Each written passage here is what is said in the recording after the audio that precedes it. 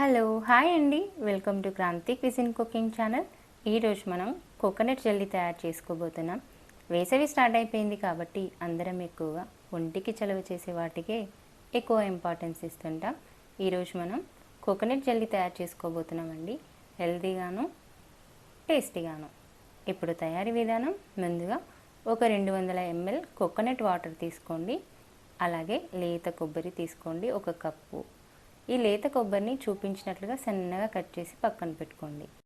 ఇప్పుడు కోకోనట్ వాటర్లో 2 టేబుల్ స్పూన్ల జెలటిన్ పౌడర్ లేకపోతే అగర్ అగర్ వేసుకొని గ్యాస్ పైన పెట్టుకొని 2 నిమిషాల పాటు వేడి చేసుకోండి. ఎక్కువగా బాయిల్ చేయకండి. ఇప్పుడు దీన్ని 1 గంట పాటు ఫ్రిడ్జ్లో పెట్టి తీసిన తర్వాత ఇలా అవుతుంది. ఇప్పుడు దీంట్లో మనం సన్నగా కట్ చేసి పెట్టుకున్న కొబ్బరి ముక్కలను యాడ్ చేసుకుందాం. కొబ్బరి నీళ్ళు వేడి చేయడం వల్ల అన్హెల్దీ కాదు, కాకపోతే దాంట్లో ఎన్ని బెనిఫిట్స్ దొరుకుతాయో అవి కొంచెం తగ్గే అవకాశం ఉంటుంది.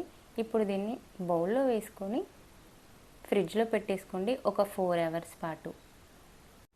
4 అవర్స్ తర్వాత కూడా జెల్లీలా కాలేదు అంటే ఇంకాసేపు ఫ్రిడ్జ్లో పెట్టి తీసుకోండి.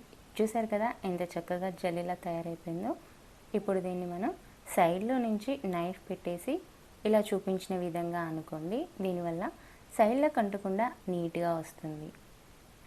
ఇప్పుడు ఇలా అనుకున్న తర్వాత సర్వింగ్ ప్లేట్లో బాక్స్ని బౌల్లా పెట్టేసి తీసేయండి. నీట్గా వస్తుంది అంటుకోకుండా.